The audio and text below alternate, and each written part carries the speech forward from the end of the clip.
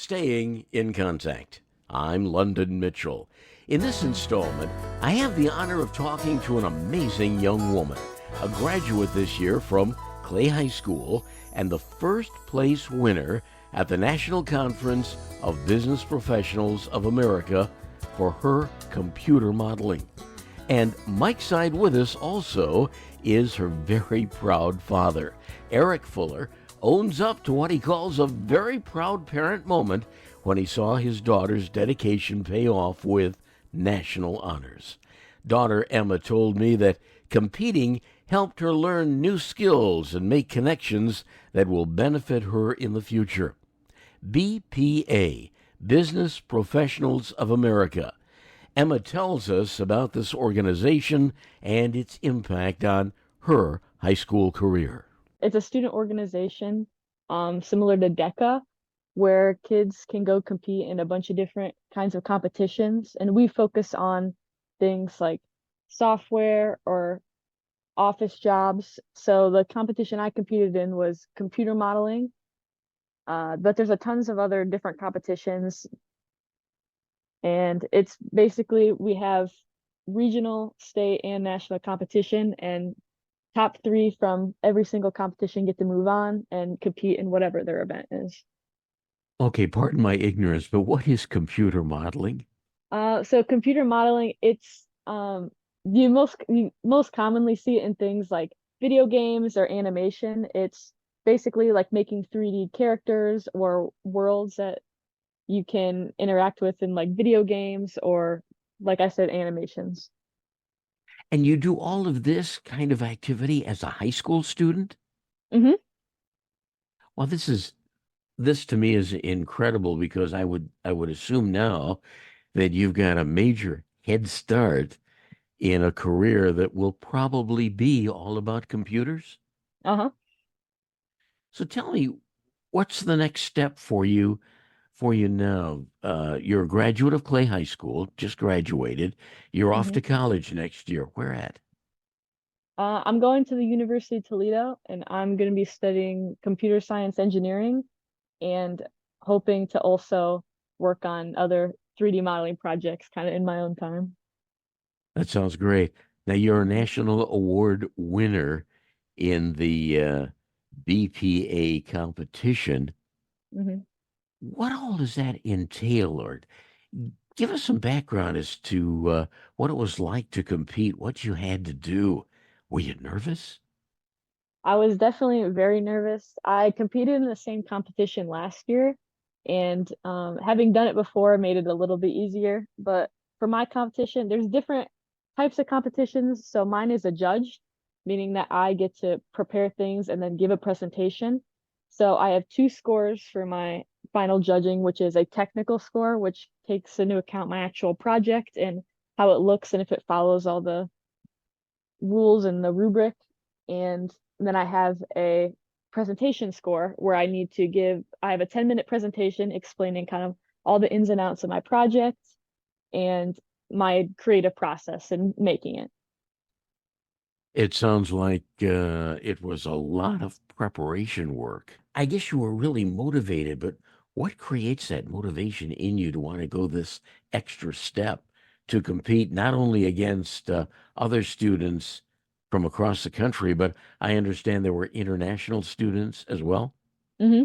Is definitely the people in my class being like super interested in what I was doing and like being willing to help. And like I said, my programming teacher, Miss Hildebrand, she gets so excited for all of us to go and compete. Even if we're nervous, she still encourages us to do our best and make it as far as we can. So definitely having her help and having other kids in my class that were willing to help like support me was definitely helped me keep going. You've got to give us a hint, Emma, as to what your project was about. What were you trying to accomplish? So for my competition, we were given a prompt back in September of what kind of model we needed to create. So my prompt was to create a platypus habitat for platypuses that would be coming from Australia to America. And the whole point of the habitat was to bring attention to freshwater pollution. So I had to design a habitat that would be suitable for two platypuses, which meant I had to do a bunch of research and like what kind of things needed to be incorporated in that, and then also the actual design and creation of it, and then making a presentation explaining kind of how it draw attention to those issues like freshwater pollution and climate change. So you not only had to be the originator, the researcher, but you also had to be your own marketing person. Hmm. So those are a lot of skills to put into the project. Hmm. Now that you've done it, what would you say about yourself? I would say definitely from junior year to now, I've definitely learned a lot about presenting and how to definitely just being more professional and being able to kind of present myself, market myself, and show off my skills in a professional way. And I think that's going to be very helpful because I definitely struggle with presenting and talking in front of a lot of people. So having to learn those skills and present something I was proud of definitely helped with that. And we have a very proud father with us also.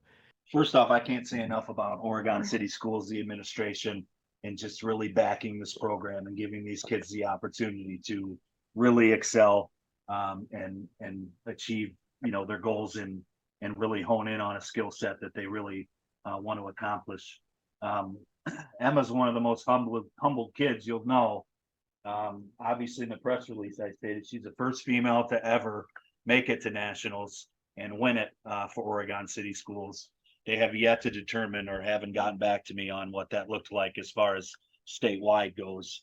And she will fail to mention Emma does all this. Emma also has Tourette's syndrome, and she was diagnosed a few years back. So for her to get in front of, thousands of people and go through all of this and really hone her skills, pour her heart and soul into it, and then be able to, overcome some medical obstacles that we have pretty well under wraps. Um, it's mind blowing, London. It really is, and it's a very proud dad moment. When you can see your kid pump everything they have into this, and to really scratch and claw and come out on top. It was very very cool to see. And I would imagine you're seeing a big, beautiful future for Emma. Oh, absolutely. I'm The sky's the limit for this kid. It really is. And, we support her in every way we possibly can, and we will continue to do so. And she's all in. She really is. So I truly believe, there's a lot of, we haven't seen the last of it for sure. She's going to continue to pour her heart and soul into things, and hopefully, let me retire early. Maybe, we'll see how we'll see how that pans out. But again, couldn't be prouder of her and the accomplishments she's had. She's very much a self motivator. I'm in management myself, so I tell my girls all the time. I have three teenage daughters, including Emma. Emma is the middle. We have a 16-year-old and a 21-year-old as well. So I try to talk to them. I tell them, I have 18 reports at work that report to me. And then I have the three girls at home. And then, of course, the wife's the CEO in this household. But I try to speak to them, and I include them in on things at work. They've came to a few functions, and kind of I've tried to tailor and put them in situations where, they're kind of put on the spot and forced to speak even when they may not want to, because let's be honest, teenagers these days have their heads in a phone and, or on a video game or something of the sorts, where you might not always feel like you have that attention from them. But Emma has done a very good job of being in a market, so to speak, where yes, she's going to be tied to a technology of some sort for a good chunk of the day, but she still has the wherewithal to know that, you have to be a good communicator, and you have to use your words to really get what you want, and advocate for yourself. So I've always, since they were very, very small, tried to be, their best advocate and just listen to their wants and needs, and put them in the best possible position to succeed. Emma, I have to ask you this because you have outlined for yourself a future that will involve computers. What do you think about AI and some of the controversy? AI is definitely a big thing. My programming teacher also has kind of talked about this, and um, they're getting to the point where there's AI software that can create like 3D animations and videos similar to what I made for my project. And knowing that that's possible can be a little scary, but it's also kind of cool to see how that can help like creative people in the future for future projects.